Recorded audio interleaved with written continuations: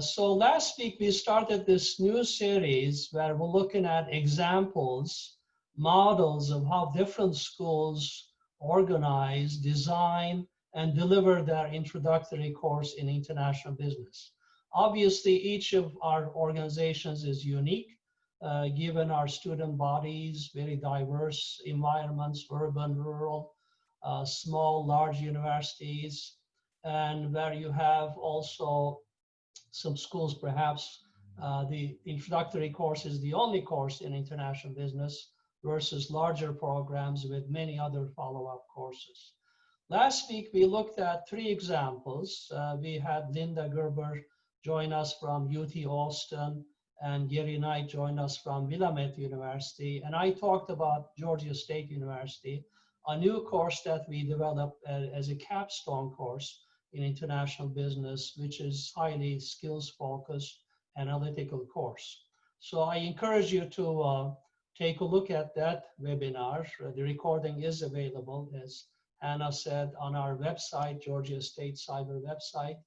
And the week before, we had also another very useful, I want to remind folks who joined us today.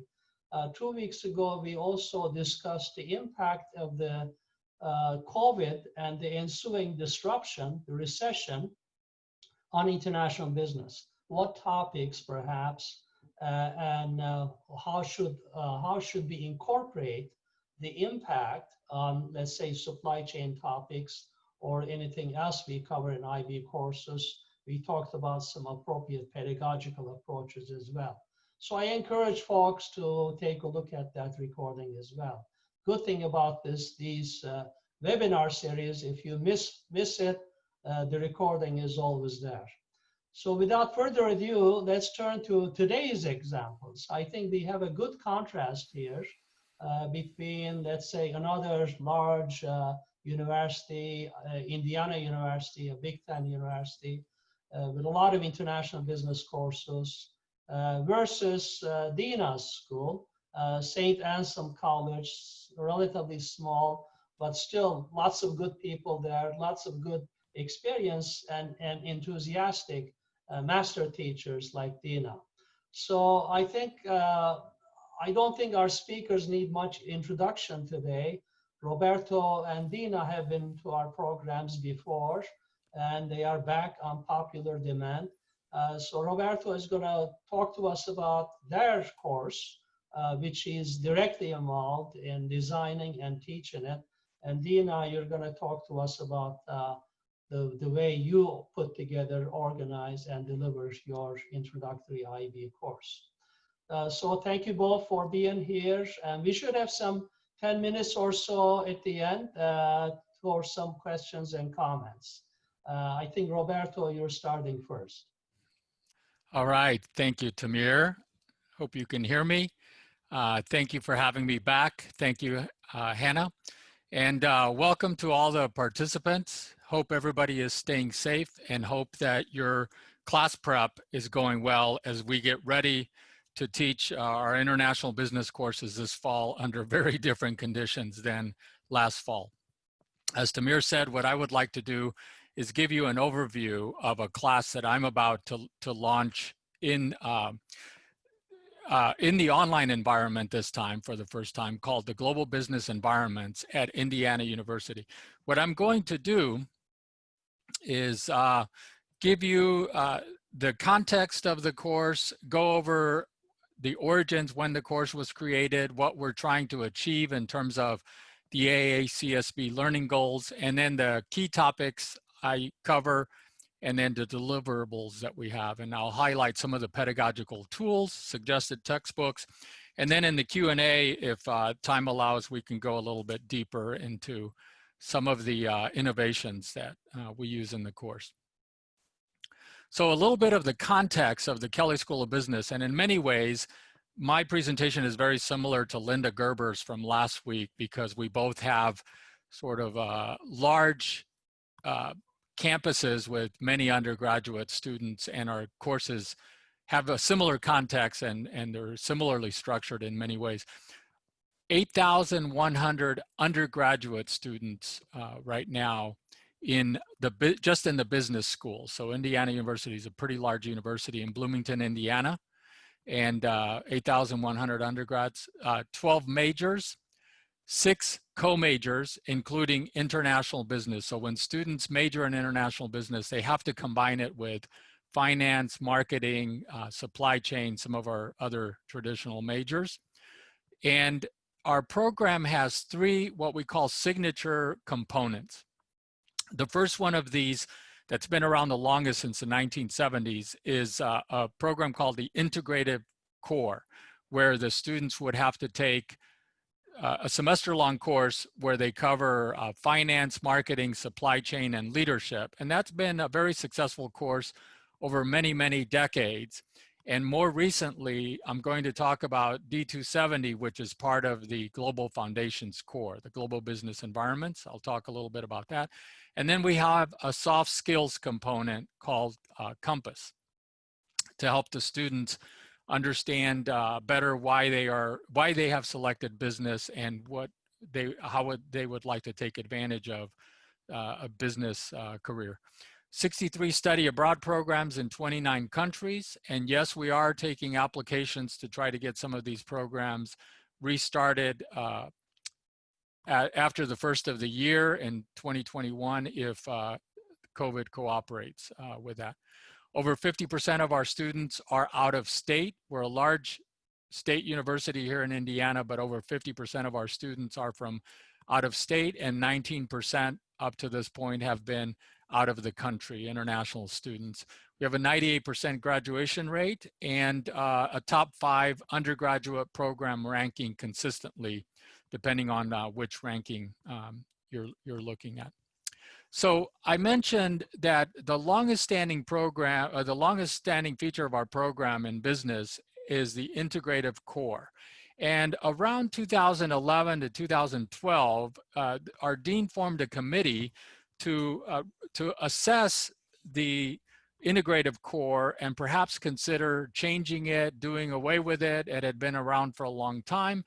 The conclusion of that committee was that it was still a very sort of popular part of our program, not only popular, but a real, a real experience that connected students with their parents who might have studied at the Kelley School in the 70s and 80s, recruiters. So there was a lot of sort of momentum and positive reaction to that. So instead of getting rid of I-Core, this committee improved it, but it made them focus on international business, which we had been covering also in a semester-long course, but the international business course was an international business requirement that could be fulfilled in a number of ways. Taking an Intro to International Business course, doing study abroad, doing area studies, language studies.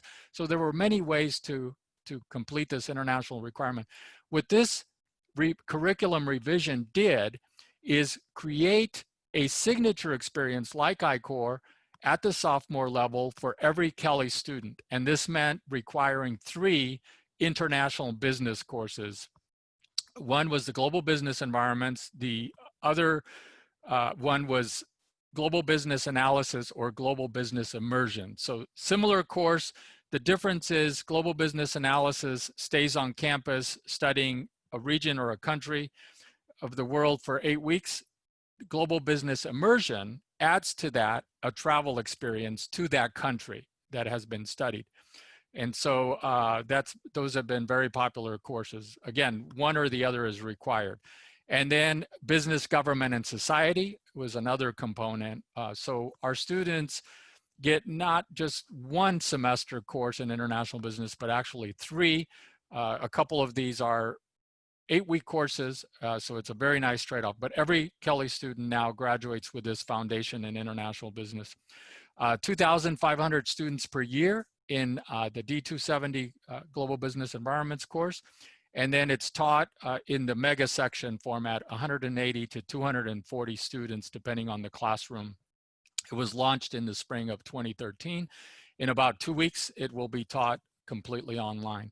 So for every course, we start with the AACSB learning goals. And so the main goal that's addressed in the global business environments is global awareness. So the graduates of the Kelley School of Business undergrad program will be conversant in the major social, political, economic, technological trends and conditions influencing foreign direct investment, understanding of the global economy, demonstrating an understanding of cultural, interpersonal, and analytical competencies required for engaging in global business. All right. The students will get quite a bit of international business throughout the program. This is a little flow diagram that shows you how the 3 required courses fit in our program. So students would have to take, as sophomores, the Global Business Environments course. It's 8 weeks, 1.5 credits. I'll show you some of all of the topics that we cover. And then that is followed up after the first 8 weeks, will be followed up by global business analysis and global business immersion, one or the other. As I said, the immersion involves travel to the country that has been studied for about 10 days, 7 to 10 days. Global business analysis, 1.5 credits. Global business immersion, because of the travel part, 3 credits. And many, many students select the travel course. And then business, government, and society. You could see also that many departments in the Kelley School participate in the delivery of the Global Foundations core. Now, what are the topics that we cover? Because it's an 8-week course, what we've done is we've taken the macro part of a typical Intro to International Business course. And so the macro part would be usually in an Intro to International Business textbook, the macro part is in the first half of the course, and then the firm perspective, the more micro aspects of international business are in the second half of the book. So if you think of it, we're doing the first half of an Intro to International Business semester-long course. Globalization trends, culture, the economic environment, political and legal systems, government involvement, and globalization and society. Of course, it's easy to bring in relevant topics because this is because of what's going on in the world at any given time, but particularly now with tariff wars and COVID-19 global pandemics and other similar macro topics. This is a screenshot of the syllabus, the day-by-day portion of the class, so you can see how the 6 modules fit in chapter by chapter here. So 3 chapters in the first half, followed by a midterm exam, and then 3 more chapters followed by the final exam. Roughly 1 chapter per week.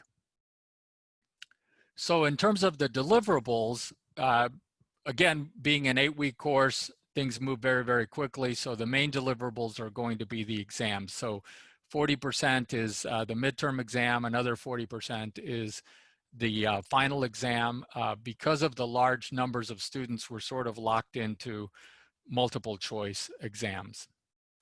And we also have class preparation questions. And so think of homework assignments that can be done online and submitted before the topic is covered in the class. So those are called 4-class written exercises. 4-class is the web tool that we use paired with our learning management system, Canvas, so that the students can do their homework assignments, typically by midnight of the class before the topic is covered. And those 7 exercises would total up to 20% of the total grade. So you can see that it's 500 points, fairly simple set of deliverables. Now I have country analysis report below, but there are no points associated with that.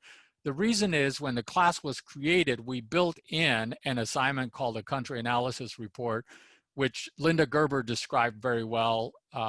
And we actually ran a country analysis report. Every student had to complete a country analysis report.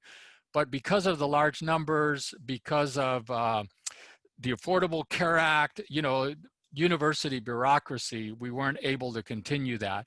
So if you go, it's not that the students don't have to know country analysis report, they will have to apply it in the one of the two courses that follow. The Global Business Analysis and Immersion both have a country analysis component. So what we do is we use the 4-class written exercises to give them pieces of the country analysis project. They just don't have to do a full report. So what are the pedagogical tools that we feature in this, again, large format jumbo class, which moves very quickly? So first of all, we have to make sure that the students understand the terminology of international business. So we spend quite a bit of time emphasizing the textbook material that they have to know. And I don't cut any material. I expect them to read the entire chapter, including beginning and ending cases and all of the learning boxes that are included in our textbooks. Lecture, but not the full 75 minutes, usually 20 minutes of lecture, then something like a short in-class video or some kind of an in-class exercise that can be done by neighborhood groups. Of course, the 4-class preparation assignments, they have to do those the night before, come prepared for class. Many times we can use the class to share the results of a vote or some kind of feedback that was requested in the 4-class assignment. I can then show them how the class responded, and that's a real valuable part of the learning experience. Typically 1 to 2 guest speakers to give them the applied perspective. Written country analysis report, I would recommend it highly. We don't, as I said, we're not able to run it now, but the students have to know country analysis before they finish the Global Foundations core. And then of course there are many online tools available like Global Edge, GlobeSmart for culture, and then we have many online sources available.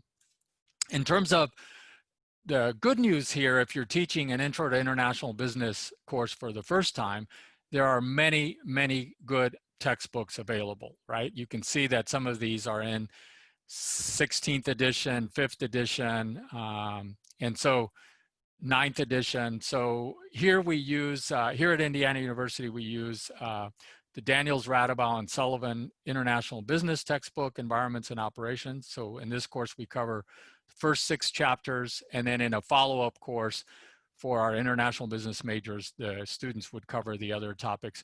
I would also recommend highly Tamir's textbook with Gary Knight and Reisenberger. That's a very good one. The advantage of that one is some of the tools and cases that have been shared earlier in some of the other sessions go very well with this textbook. And then of course, I really like Michael Puste's book also because he's a regular presenter at some of the workshops at Georgia State and through our cyber network. So I think that's about it. I'm going to stop there and turn it over to Dina, and then we can come back for the Q&A session. Thank you. I hope you can hear me. Let me just share the screen right now with my presentation. So thank you, Roberto, and everyone, and hello, everyone. It is an honor to be here. And I'd like to share with you a quite different perspective in terms of designing an IB course, because as you'll see, obviously my context is quite different from Roberto's. To begin with, I work at St. Anselm College, and this is a Catholic liberal arts college. Our student population, total student population, is about 2,000 undergraduate students. So that's a fraction of the business school at Indiana University. So in essence, that means, as you can imagine, our department, if the total is 2,000, our department has about 400 majors, and that allows us basically to have a class size of 18 to 35 students. Generally, if I teach 2 sections of the IB course, then I have a total of maybe 45 students. So obviously, as you can imagine, this definitely changes the dynamic. Just as a fun fact, we are here in the East Coast. Here's New Hampshire, and St. Anselm houses the New Hampshire Institute of Politics. And every 4 years, it gets becomes very crowded because all the political events and a lot of things and debates are broadcasted from our college, which obviously this year will be very different from the pandemic. But let me give you a little bit more context. So again, we place the college, being liberal arts, places a heavy emphasis obviously on the humanities and liberal arts.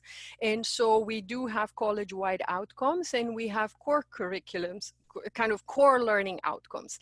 This means really, like if you think about of the 32 or 128 credits to obtain your degree, 50, sorry, not the credits, yeah, but about 20 courses are really devoted to humanities and liberal arts, and only 10 courses, the IB major has 11 courses, are devoted to the major. Now it seems maybe to you that this is rather thin, but the advantage of this structure is that students have much more flexibility. So very often they do double major. IB majors tend to do double majors with economics, marketing, or finance. So we have that. And the business core, actually, because these core learning outcomes, you know, we have sort of things like quantitative reasoning, social awareness, et cetera, then they can be outside of the major. So it's not as bad as it sounds. But obviously, I mean, this poses kind of different constraints and different issues. So the International Business Management course, in essence, is the one course we have. 6 years ago, the college had a comprehensive curriculum revision. We went from 3 credit courses to 4 credit courses. And at that time, all the departments were asked to revise their courses and kind of try to see if we could fit, you know, what core learning outcomes basically were appropriate for our courses. The International Business Management course that I have here listed, the BU 272, meets the so-called global engagement learning outcome. But as you can see here, many other courses from different disciplines basically fulfill that outcome as well. So for practical terms, what this means, what this does, is that every so often, I have students in my class, I have students from neuroscience or from biology or basically non-business majors taking my International Business Management course because it is coded as fulfilling the global engagement requirement.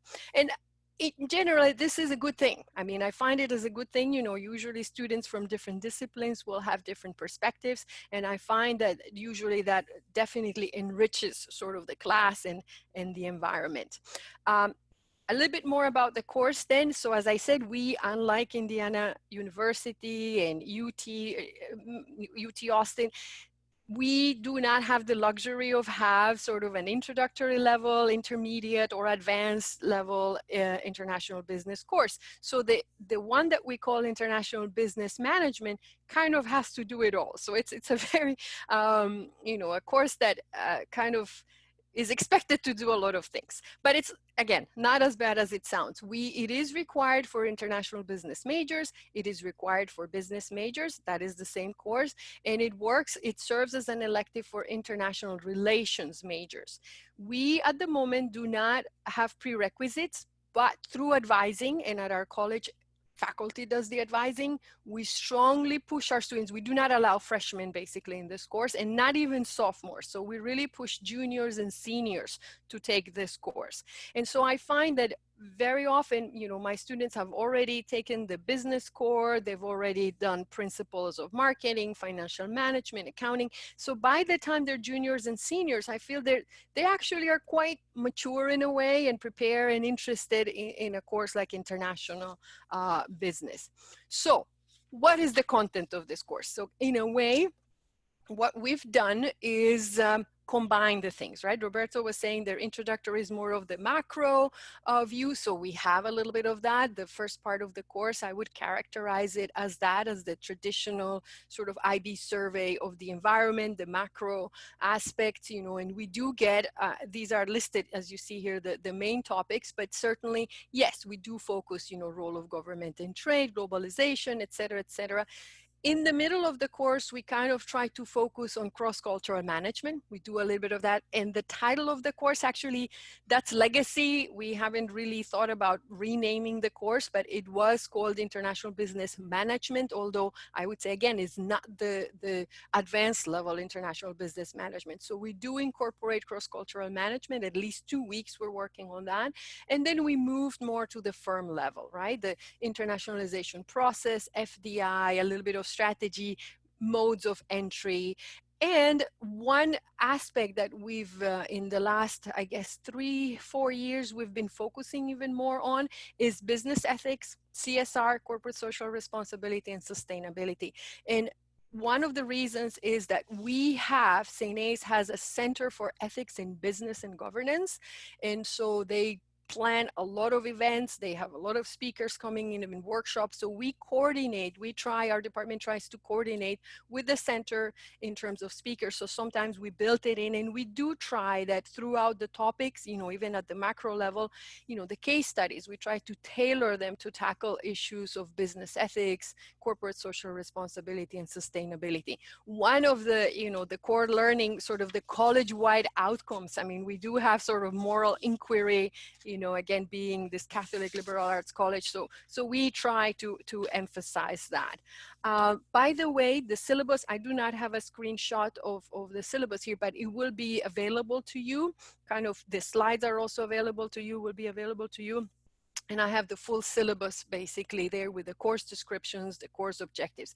Now notice that, obviously all these topics we can cover because it is a 15-week semester, right? That's our system. We have spring and fall. We do have summer session and winter session, but so far this course is offered only in the spring and in the fall. So even though we have these 12 topics, as kind of similarly to Roberto, we cover one chapter a week or one topic basically a week.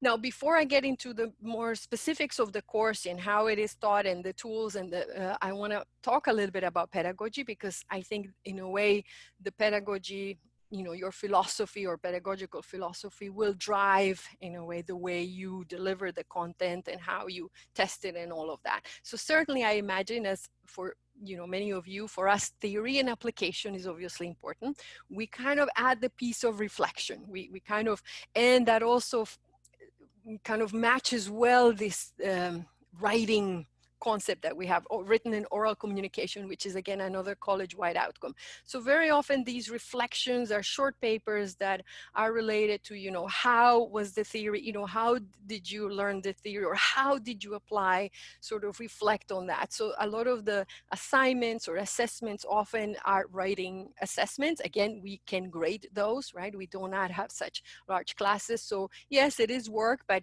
40 papers, 60 papers, it's manageable. For us also, the experiential or project-based learning component is very important, specifically for this international business management course, because we are, I have to say, yeah, we do not have a very international campus. I could probably count in one hand sort of the number of international students, unfortunately. So for us, this experiential component is key.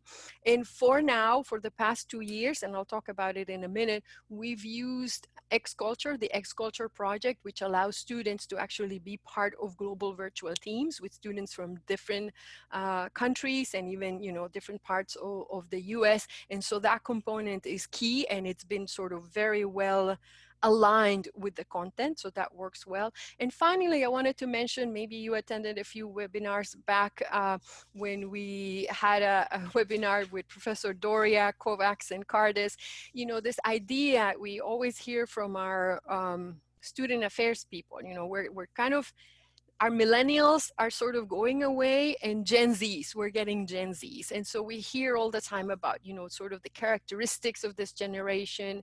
And so this concept, I would say, of edutainment and expectation of success, we're learning about it more, and we're trying to kind of adapt to that, right? So what are the needs of these students? Do they have really more anxiety than previous generations? Do they get bored much more easily than previous generations? Obviously, they're much more technically savvy. So how can we adjust and adapt our pedagogies for that? One thing that sort of we're working on, and we've been slowly incorporating is design thinking, sort of the approach and the mindsets.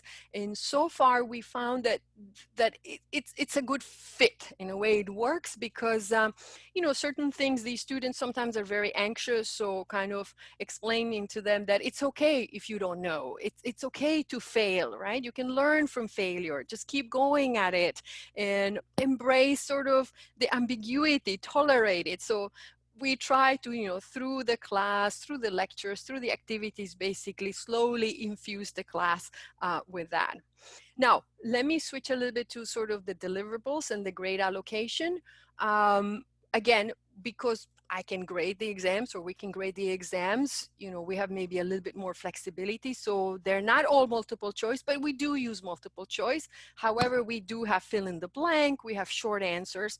I believe short answers usually help us gauge a bit more, you know, their true understanding of the concepts. Generally, the college requires that we do a final exam. They don't dictate how that final exam should be, but we should have a final exam. And for me, so far, a midterm and a final exam works well, but I've tried different things. I've tried quizzes, I've tried 2 tests. So it really depends on the faculty. The X-Culture project. So I will have a link in the last slide to the X-Culture project. As I said, this has worked very well for us because students are placed in these global virtual teams. It is a project that it takes place over the course of 8 weeks. So again, because we have 15-week semester, it works well. They have 2 tracks, so we always try to align. Sometimes we do the early track, sometimes usually we do the late track. So that is aligned better sort of with our you know, the concepts and the flow of the material we cover. And X-Culture, as I said, gives them that opportunity to interact with other students. They actually work, or they can choose you know, a company, and these are real companies. And very often the first part of the project is the traditional country analysis, right? These companies generally what they want is explore new markets, figure out where their products or services would be viable. So they spend kind of the 3-4 weeks working on that country analysis. They're prepared and ready for that. And the second part varies a little bit because some companies are more interested in sort of a marketing ideas, how to market their product. Some companies are more interested in actually operationally, right? What kind of mode of entry we should have, what are the options? And they do ask students, you know, do surveys, go out and investigate. So it's a little bit kind of more hands-on and not just theoretically sort of investigating. They actually have to put in a lot. So the better we've been able to align this project with the course content, the better it has worked. In fact, actually last semester when kind of everybody went remote, you know, originally my students are very much sort of this face-to-face undergraduate brick and mortar students. And this virtual stuff, they were never really that, you know, convinced that this would be great.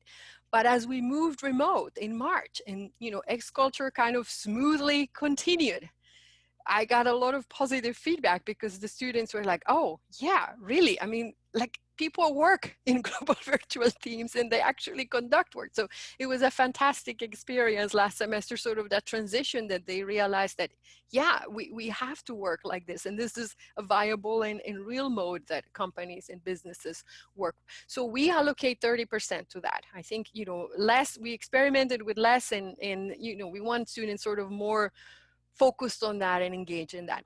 Other things I do in class that also align with some of the learning outcomes are the case discussions. So those are usually pre-planned. The students have the prompts and the specific guidelines, which again, I will share those with you. I have assignment guidelines and rubrics. Those will be provided separately, sort of what they're asked. And in a way, reflection, your current events, what is going on. And so we have the different percentages there, but it's not necessarily prescribed to us. We can change them every semester.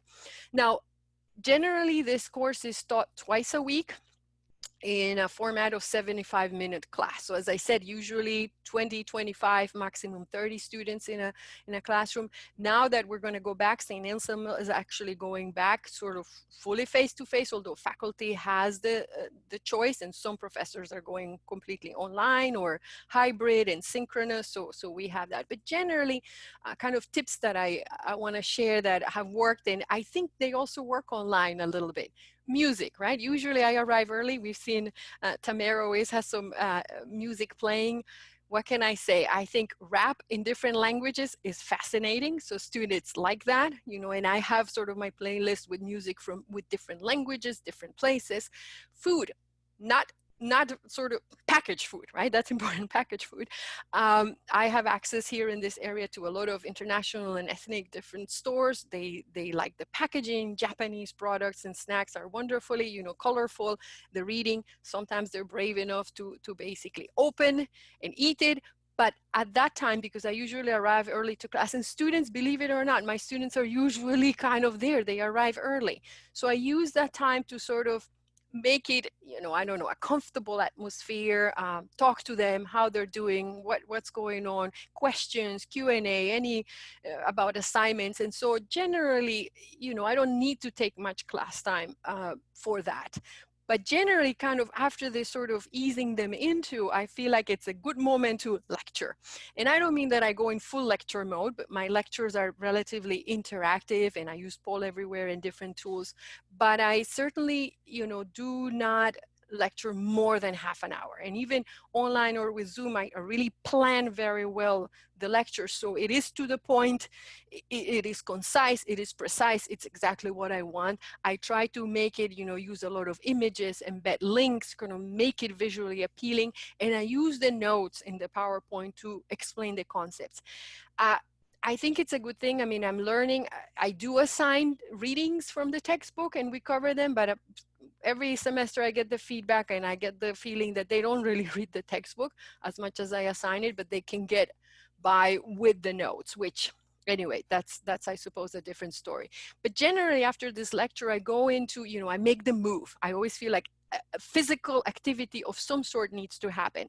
And I've learned a lot of techniques actually from all the cyber folks and colleagues, you know, from Linda, from Liesel, from Salomao, Erica, Ilke, again, Roberto, many of these ways of just making students basically get up or stand up or move from where they're sitting, that works. Again, obviously, next semester with COVID-19, we already have restrictions and students cannot move, so that may not happen, but at least get up and stretch. And they can do that in Zoom too, you know, just tell them, move, you know, stretch a little bit, do something. After that, we do group work, and it could vary, right? It could be X-culture, could be case studies, anything, but I usually don't like to leave the group work at the end, because I've learned that if it's a group activity that they don't have to share with the class, I get groups that are very efficient and they're done in 5 minutes and they want to get out of the class. So I don't want them to leave. So I usually, they know that the group work is there and something comes at the end. A last slide, current event, something, but they cannot leave after the work. So this has worked well for me. This has worked well for me. Obviously, kind of, you know, needs to be adjusted, and I am able to kind of adjust it. I've been able to adjust it for remote synchronous is what I have. Finally, my last slide. I think we're doing okay in time, and leave room for Q&A. I have here a list of resources. When you get this PowerPoint, these links are live, so they should be able to take you to, you know, X-culture. They have a lot of information and how they work. I use WDI publishing case studies. I believe this is out of the Michigan University, I think. They are shorter. I think they're better catered for undergraduates. So they're shorter than HBR, maybe, yeah, an Ivy. They're cheaper, I think. You can have course packs, and generally I find that they're more focused on sustainability, CSR, and kind of those issues. So that's worked for me. In the past, I don't want to repeat all these resources because, you know, in previous webinars, we've talked about using McKinsey, obviously, The Economist, Global Edge, all those things I do in class. I do have exercises where I have students kind of work with data. Let's download some data. Let's try to plot FDI for certain countries. We focus on writing, and X-culture requires a report that it is in APA style format. So sometimes we review that, I review that. For my PowerPoints, to make them a little bit more visually appealing, great sources are Statista and Visual Capitalist. They have great infographics. The map chart tool is great. Last week, Linda mentioned that she likes to test students on geography. I do that too. And so the map chart tool works very well. I used to do the intercultural effectiveness scale. Kind of, we had an assignment where students you know, as part of that, the topics of cross-cultural management, they did a reflection on their own profile. I don't do that anymore. I think there's challenges in terms of the cost, and so those issues come into play. But cross-cultural awareness quizzes, this is a website that has free kind of cross-cultural awareness scenarios that, you know, kind of for fun students can work on those. And as I said before, we do have the Center for Ethics in Business and Governance. So we try to really maximize that interaction, and that, you know, that they go and see guest speakers or have guest speakers. Sometimes extra credit is what does the trick, but that's what we do. The textbook has been a challenge. I think I've used the ones Roberto mentioned. I've been able, publishers are luckily are able to do course packs. So sometimes I pick certain chapters because, again, the course is kind of half and half of, you know, a mix of many things. So course packs is what has worked well. So they get a little bit of the macro maybe from one text. This global business and economic, social, environment perspective is somewhat more aligned to what we're doing right now. So that's the one we're using. And I have in the notes of this PowerPoint, you'll have the information about this book. But in essence, basically, those are useful resources. Finally, and this is a little bit repeating myself, but students are learning a lot to work in global virtual teams. So they, you know, many of my students didn't know what WhatsApp was. Now they know, right? Thanks to basically, you know, COVID-19 and X culture, Skype, Facebook, Google Hangouts. And so generally, I mean, kind of it's a repetition of that. So that's basically what I have for you. In the first slide, I had my email, so feel free to reach out to me. And of course, I think right now, hopefully, yes, we're on time and have the ability to, I'm gonna stop sharing and we can move to the Q&A. Outstanding. Thank you. Thank you. Thank you. Thank you so much, Dina. That was great. And I really appreciate you going into detail with resources and how you conduct your class and the extra effort really you all put in. You are both obviously master teachers. I would gladly be one of your students at St. Anselm College or IU. Really, I would enjoy it very much. What a great class to be in. So lots of issues here, lots of questions as well. But as you moved, both of you, this is a question for both of you, as you started thinking about moving to online, although you've done it before, I know, Roberto, it wasn't as big of a transition for you. What kind of challenges did you particularly foresee? And to some extent, we're losing that direct contact connection with the student in the classroom. So engagement of the student becomes a bit of a more challenge. So how do you handle that? And then there's a specific question about exams as well. With online, are we really able to do a fair assessment? Does this allow for cheating by students and so on?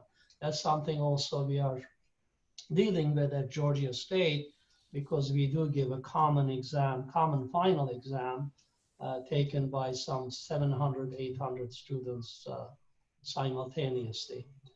So Roberto, you may want to start with that. There are challenges, but then there are opportunities as well. That's correct. Let me start. So I did see the question about preventing academic dishonesty. So let me give you the traditional approach first, because I didn't know if that person was asking about traditional or online. So we're talking about two different things.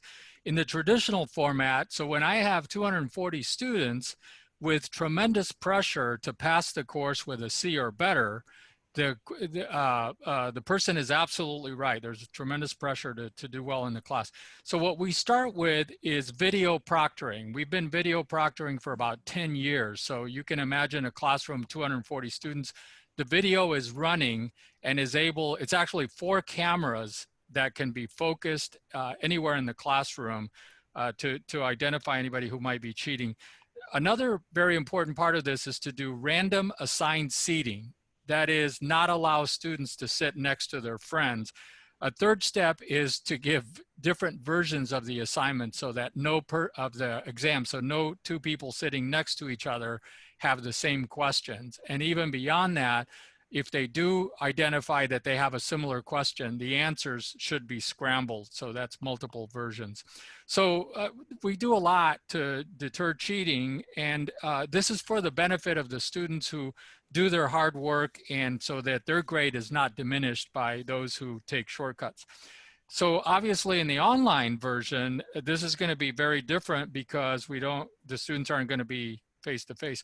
So they're not going to be in the classroom. So there are monitoring services where the service can take over the student's video camera, and they can also cut off their internet. And so we now have a service at IU that faculty can use, but I think the ones that are going to be more popular are going to be those that involve mechanics, sort of like limiting the exam time from 75 minutes to only 45 minutes. Another is to give different questions to different students without a pattern of which friends might have the same exam. Scrambling the answers. Learning management systems like Canvas have many tools in order to customize the exams. Also, another thing that I'm going to have to do is create many questions, like let's say 5 questions for the same learning goal, and then change the wording of the questions, again, to make it difficult to sort of find the correct answer and share it with a friend. So those are some of the tools. I can give you other tips offline.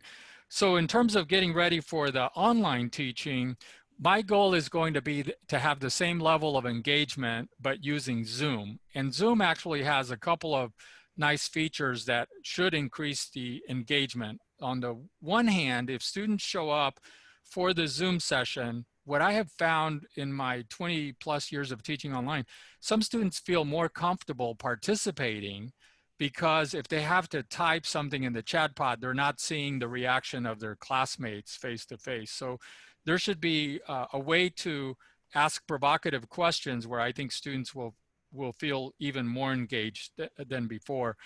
One thing that I'm going to do in the online class is use a tool like Calendly there's some tools out there like Calendly or Book Like a Boss that allow students to see my calendar and then book a 15 to 30-minute Zoom Q&A session for office hours. So I should be able to see more students, have interaction with more students than I would in the typical classroom. Other than that, I plan to use, the same material and the same lecture style, but delivered through Zoom. And I'm always curious to see what are the advantages of online, because I've discovered several compared to the face-to-face. I really have liked switching back and forth between online and then the live classroom. This is going to be interesting to see how I can do something similar, but with 240 students at a time, 500 or so in one semester, or in one 8-week term. Sorry, Dina, what would you have to add? So I would add, in terms of exams, I think similar to what Roberto said, I usually have several versions, well, at least 2. I have less students. I seat them. They don't always like it, but everything away, and sort of that's in the physical space. When we moved remote, what I did is I built on Canvas, we use Canvas, a very large sort of multiple choice bank and short answers. And so it worked well. I was worried. I think all faculty, that was the main question, right? Academic honesty, and now with Canvas and we don't see them. Our college is also looking into sort of, browsers that would lock and different proctoring tools. But I was surprised. I thought the students would do so well on the test, and it was about the same sort of average that I would get normally in class.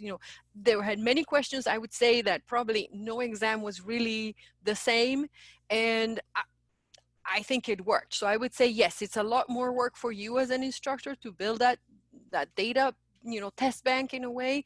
But I think once you have it, hopefully, that's maybe the best you can do. In terms of, changes and sort of how this works remote, I I had started, you know, during my face-to-face class, you know, when we had written assignments and I gave feedback, I would always tell them, you have to meet with me and we're going to discuss the feedback. And yeah, usually few students really met with me. I started giving points and credit for that, you know, and then they would really show up in my office. But when we moved remote, that forced them to meet with me on Zoom. And not like Roberto, I use Outlook. They have calendars, so they could see either Doodle or calendar, you know, my Outlook calendar when I was available.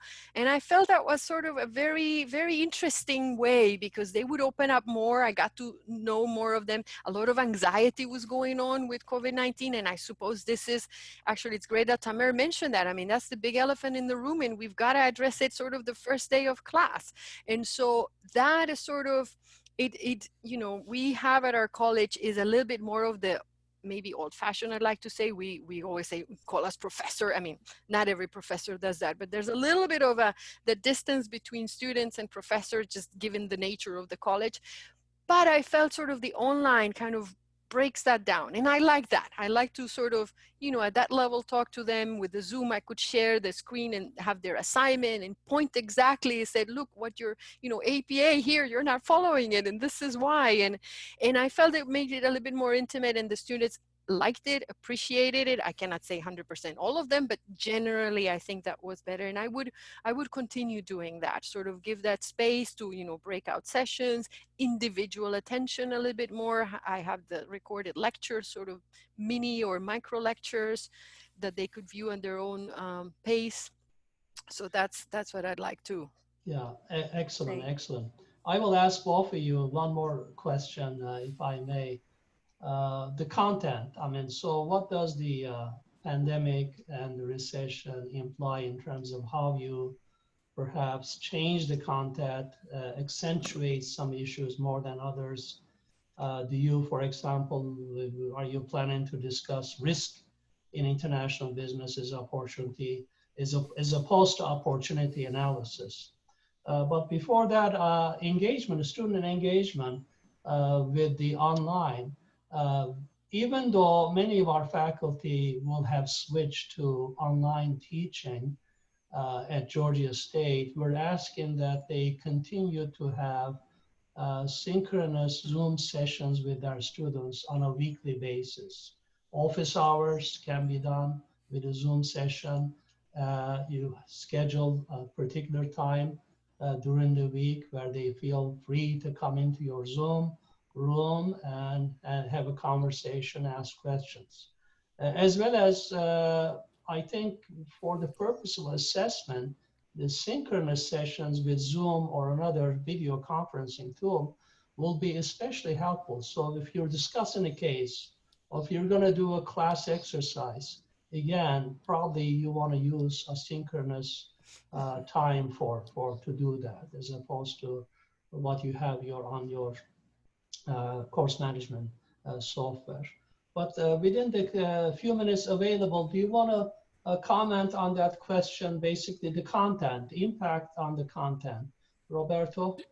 Okay, so going first to the synchronous part of it, yeah, what we're going to do here school-wide is that if your class goes online, you will deliver, so I will deliver my 3 classes on Zoom to the students who are signed up. Even though it's the same class repeated 3 times, I will still hold a synchronous session for the 8 o'clock class, the 9:30 class, and the 11:15 class. So each student gets the same amount of time synchronous as they would in the live classroom. So the idea is to keep everything as similar as possible, given that we can't be face-to-face, but give the students the same thing that they have been accustomed to for their hard-won tuition dollars previously, right? The benefit, I think, of Zoom is going to be more office hours, more contact with the professor, so we're always looking for opportunities.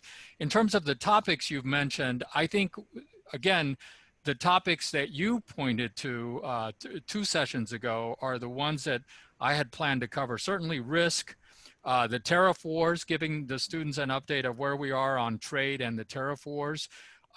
Interestingly, I had been mentioning a risk in the global economy as a global pandemic. My MBA students educated me about this. And I often tell students that zombie movies that they like to watch are not really about zombies. They're about global health pandemics, right? And so movies like World War Z and those kinds of things, the issue is that now it happened. It happened in a much bigger way than SARS or the previous ones. I think I'm going to emphasize quite a bit of time on travel, the impact of travel and the impact of supply chains.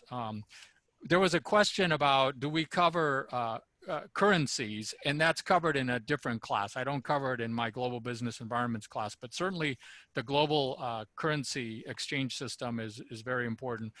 We cover it in a different class. Dina? Yeah, just 1 minute. So yes, I do cover currency exchange, but we don't do hedging. I mean, we have sort of exercises in this particular course. But similarly to what Roberto said, I'm already looking for cases, you know, again, our view, I tend to focus it on, let's say, business ethics, right? So in a way, the ethics of vaccines, you know, what's going to happen. Also businesses, right? The different modes as they expand. I mean, is this the traditional one? You know, what's happening to export and import with the tariffs? So these interconnectedness, I think you can find it everywhere, and really, you know, the pandemic affecting pretty much every aspect, you know, of the macro and of the micro sort of level. So I think you'll find, you know, McKinsey, kind of current events going on, The Economist. I think those are things that I'm planning to kind of push more a little bit, you know, what is going on currently. So I think it is noon, so I know that we're very, you know, aware of the time. Outstanding. Thank you so much, both. And there was one question on whether or not there are other tools one can use apart from X culture for virtual exercises, teams, and so on. Indeed, there are. And we actually ran a separate webinar on that. So take a look at Georgia State Cyber for that seminar.